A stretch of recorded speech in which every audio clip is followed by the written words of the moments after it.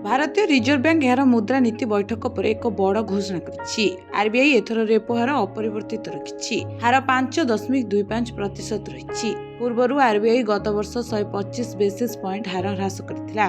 तथापि एथर फेब्रुआरी 2026 बैठक रे रेपो हार को अपरिवर्तित रखाଯାଇଛି।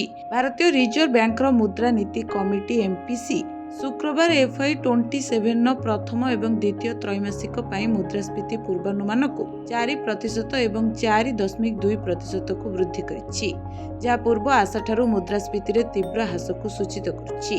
एमपीसी रो 3 दिनिया नीति समीक्षा शेष रे एही परिवर्तन आसिछि, ଯେଉଁଥିରେ केंद्रीय बैंक रेपो हार को 5.25% रे अपरिवर्तित रखिछि, जहाँ सुध हार उपरे एक स्थिर मनोभाव बजाय रखिछि। आरबीआई गवर्नर संजय मल्होत्रा कहते जे सांप्रतिक चुक्तिनामा द्वारा अभिवृद्धि दृष्टिकोण सकारात्मक रही। गवर्नर आहुरी कहते जे भारतीय अर्थनीति दृढ़ रही।